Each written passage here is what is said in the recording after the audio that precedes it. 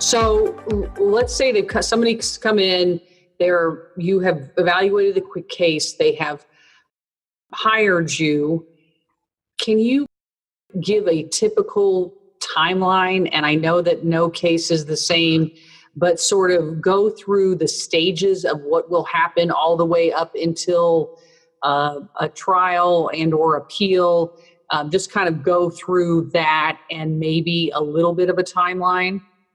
A charge of discrimination will be dual filed with the EEOC and Missouri Commission on Human Rights.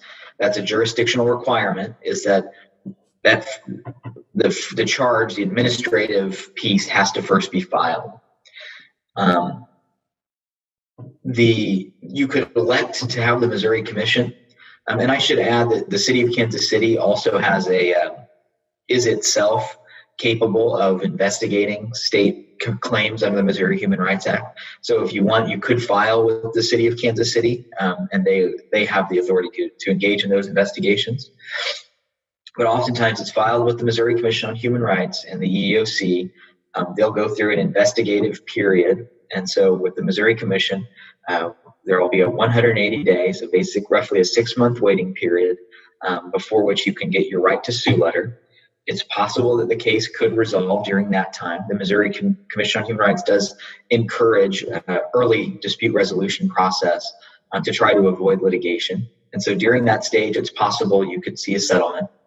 And that's the point where, oftentimes the Missouri Commission will start gathering information. So a charge of discrimination is filed. It's served by the Missouri Commission on the defendant, who's the employer, and the employer then has to provide a position statement saying what is true or false, or what they believe to be true or false, stating that they believe that they did not violate the law, and they explain why.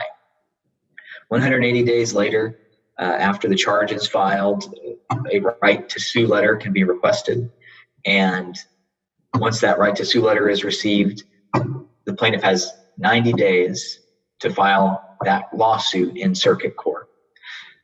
In Jackson County, over a matter of a few months after the lawsuit's filed and the defendant has been served, there'll be a case management conference at which the trial date is scheduled.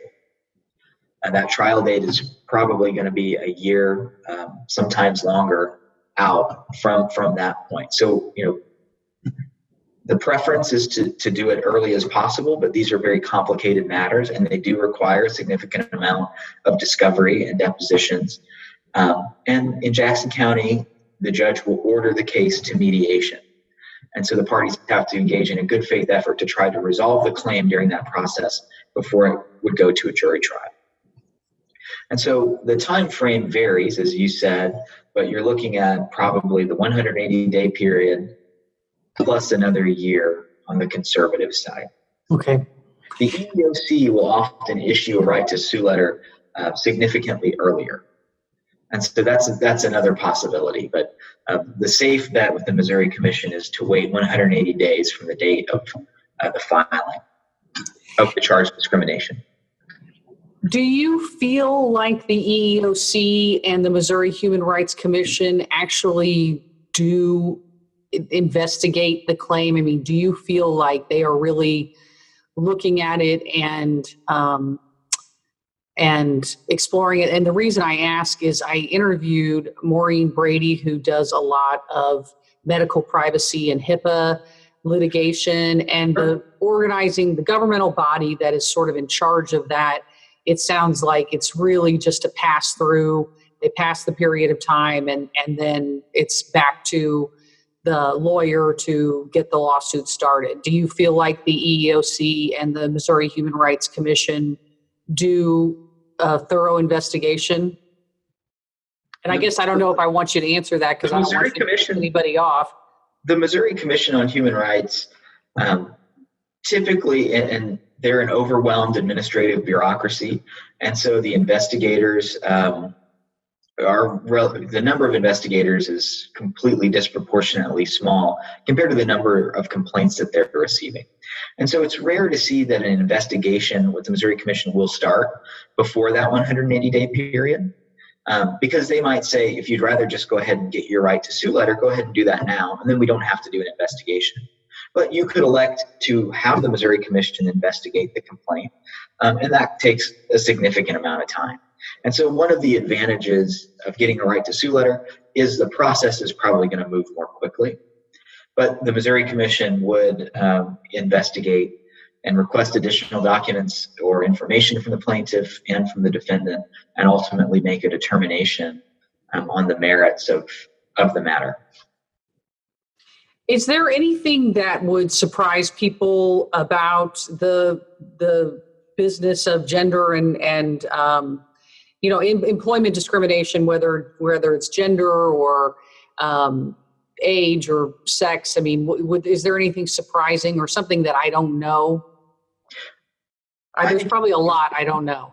It's difficult to prove. I think there are a lot of bureaucratic processes that most folks aren't aware of. It is on all sides. It is a time-consuming and emotionally exhausting experience, and so it's a long slog. It's a long haul, and it's difficult. And I think folks who have experienced discrimination, they understand that, and most people just want it to stop. I mean, most people you meet don't want to have to go through litigation. They don't want to have to spend their lives on this, because there are better things to do with your life. But sometimes the conduct is so egregious and so wrong that people want to stand up to put a stop to it, and they want to be made whole for their losses, for what they experienced. So it's a difficult and time-consuming process. And I think most people tend to assume that the inquiry about whether discrimination occurs starts and stops with their word. And it's much more than that. And I think that's what surprises people, that, it's not as simple as just saying, I was fired and I believe it's because I'm a white male. Well, there's much more to that conversation than that. And I think people who want to go through this have to be ready for the amount of time it's going to take on their part as well. And I think it's not as simple as just turning it over to a law firm and the rest is on autopilot. And we try to make it as easy as possible on our plaintiffs, but it is time intensive. There's a lot of work that goes into it.